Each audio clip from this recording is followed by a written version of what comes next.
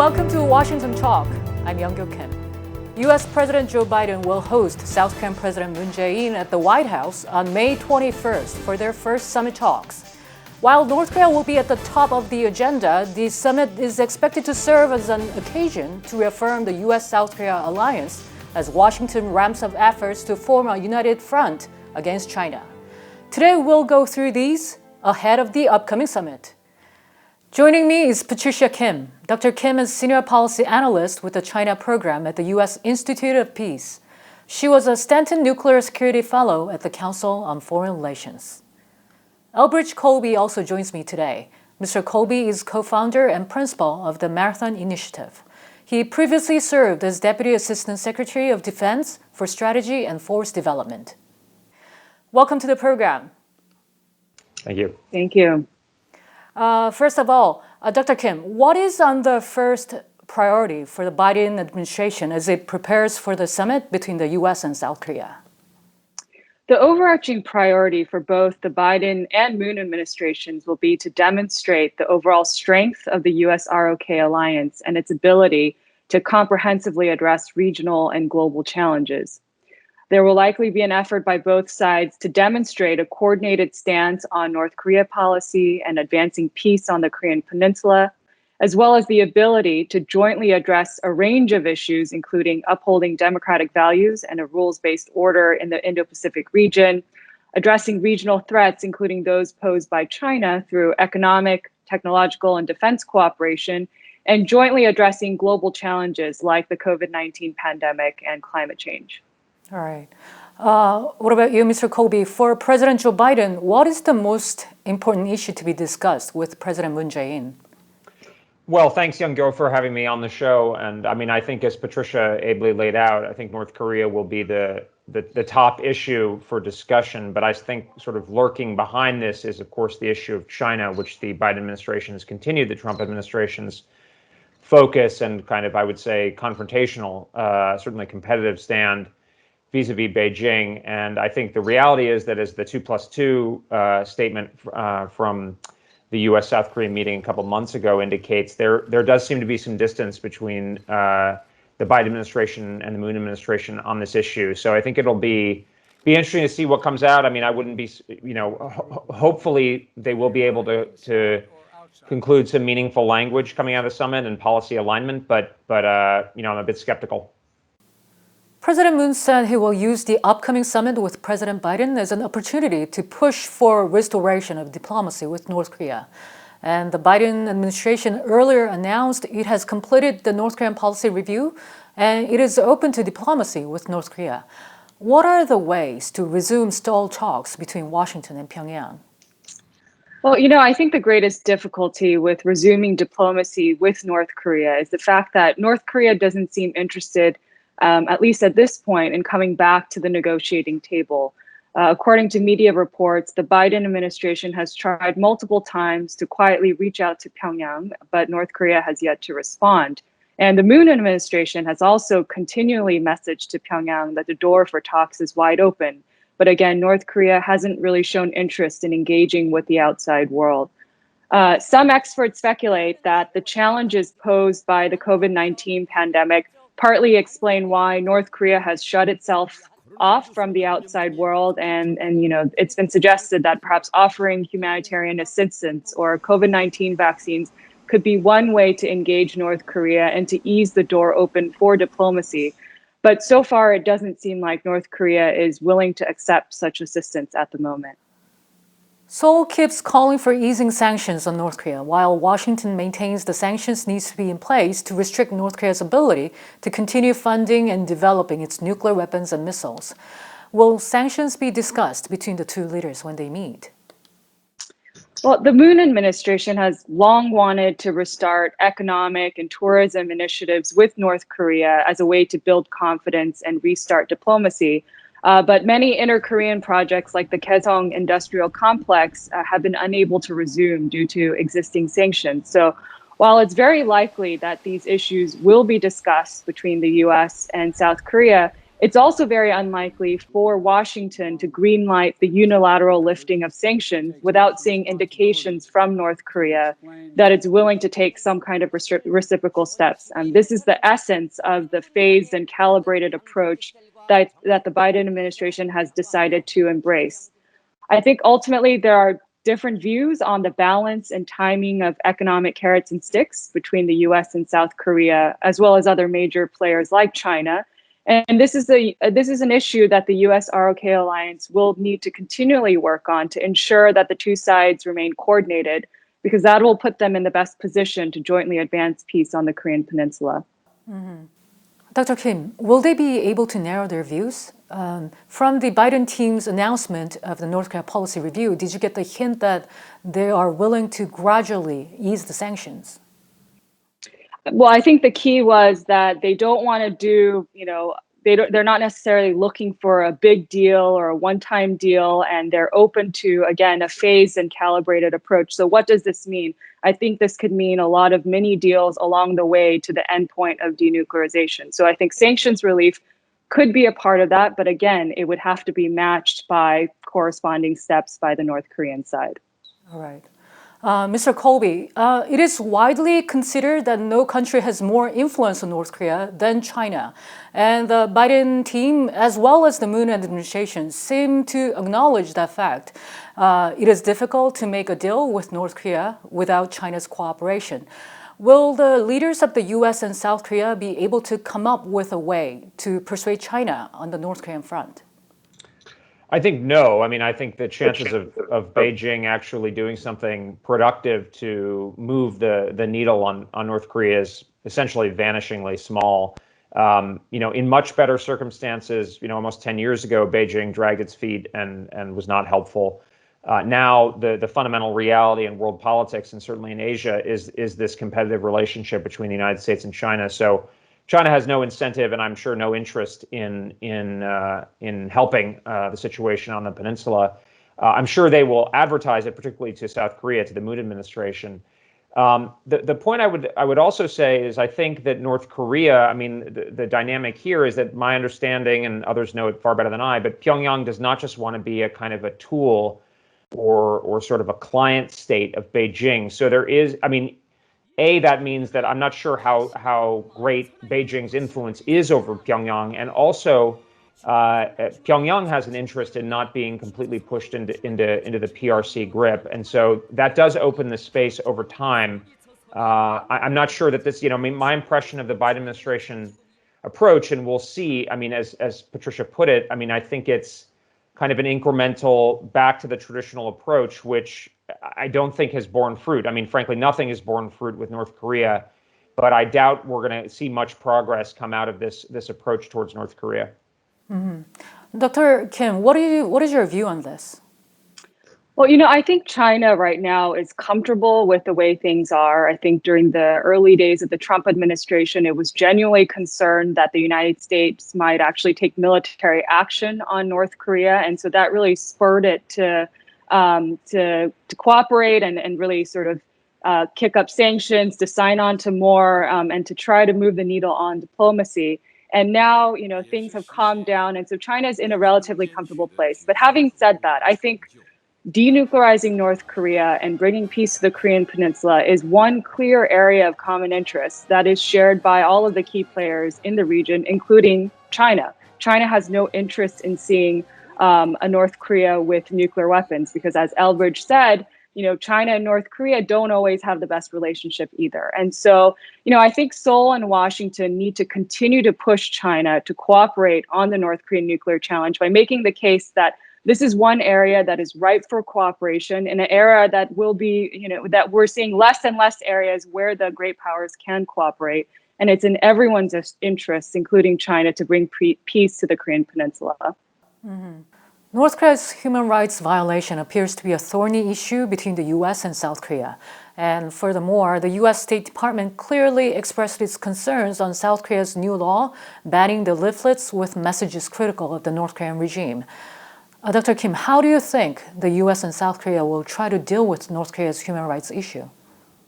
Well, there are indeed differences between the Biden and Moon administration's respective approaches to human rights issues. I think the Biden administration has made very clear that democratic values need to be front and center in our approach to foreign policy, and it hasn't shied away from calling out the Kim regime for its human rights violations. Whereas the Moon administration has refrained from such explicit criticism based on the calculation that not offending the Kim regime is the most effective means to speeding up the larger peace process, which would ultimately improve human rights for North Koreans on a faster timeline. So at the end of the day, I don't think the debate between Washington and Seoul is on whether or not North Korean human rights matter. I think everyone agrees that they do, but it's on how best to address it. So human rights will be an issue that will require careful coordination by the two sides to avoid conveying conflicting messages to North Korea. Mr. Colby, in general, do you see that the Biden team is putting much more emphasis on human rights issue compared to the previous administration, not only on North Korea, but also on China? I do. I mean, I think Dr. Kim is correct that the Biden administration has really fronted democracy as it construes it and human rights as central. I mean, I think the president's speech at the Munich Security Conference, Secretary Blinken's comments, the president's comments throughout indicate a real, very, very heavy ideological focus. Personally, I think that's a mistake. It's certainly a change from the last administration, certainly in its degree of emphasis. But I do think, I mean, that there will be areas where it will cause significant tensions. I mean, the particular issue of dealing with North Korea is one, but it's already, I think you see it in South Asia and Southeast Asia where it's going to cause tensions. And, it's also going to, the way the administration has talked about some of the issues within China is going to intensify the competition even more than it already is. Not to say these aren't real issues, but I think there is I would almost say a crusading aspect to the Biden administration's approach to this that is, very salient in their approach, and I think other countries are going to have to take that for what it is. It seems to reflect the views of the president himself very clearly. Mm-hmm. And South Korea's top diplomat Chung Eui-yong has recently urged Washington to appoint a U.S. special representative for North Korea, a position which was held previously by Stephen Biegun. And earlier, there was a report by the Washington Post that Biden administration does not have a plan to do so. Dr. Kim, is this something that should be done more promptly? So I don't believe that the Biden administration has yet to publicly address whether or not it will appoint a special representative for North Korea or on the timing of the appointment. But my sense is that it would be very useful to be able to convey to the North Koreans, to South Korea, and the rest of the region that there is indeed a dedicated person in the Biden administration who is empowered by the president, who is working to make progress on diplomacy and to deal with the challenges that are posed by North Korea. So whether this is a special rep or someone who is already inside government, I don't think that matters as much as just showing that somebody is dealing with this on a day-to-day basis. Mm-hmm.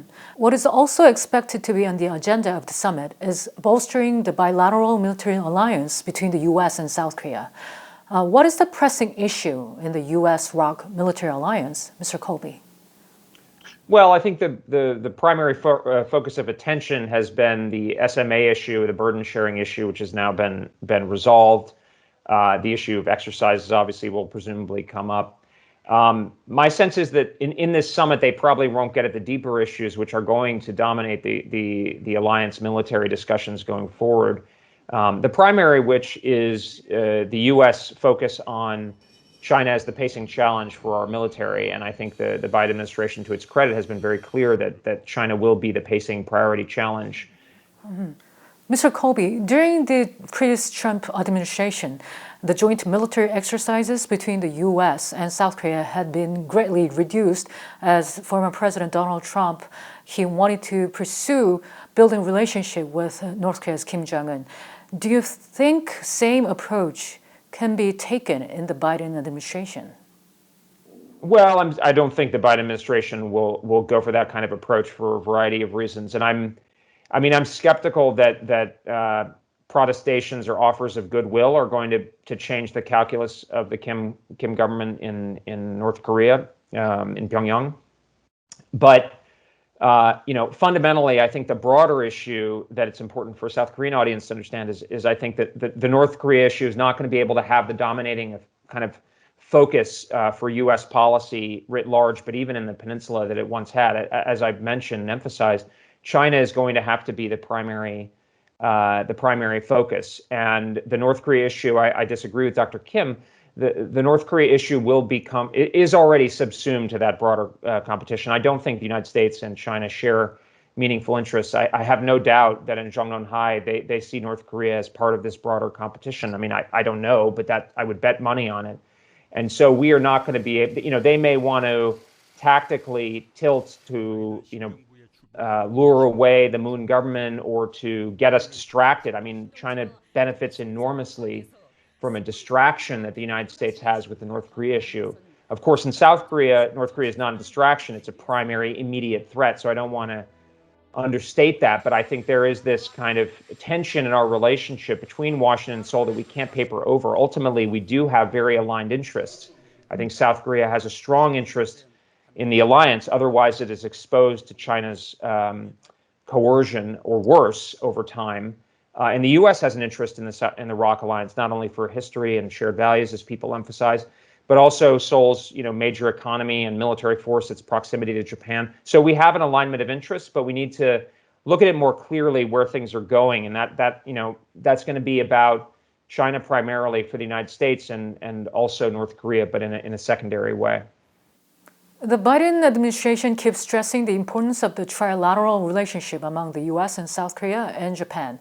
In fact, President Biden had his first in-person summit with Japanese Prime Minister Suga Yoshihide and is having the second one with South Korean President. Does this show the Biden administration's continuous emphasis on the trilateral cooperation? Why is it so important for the U.S.? Well, I think for the Biden administration, it's very important. I mean, because I think they see this coalition of democracies that the president and Secretary Blinken have talked about a lot as very critical. And of course, South Korea is a bit of an outlier on this issue that, being a democracy, it has not aligned as much.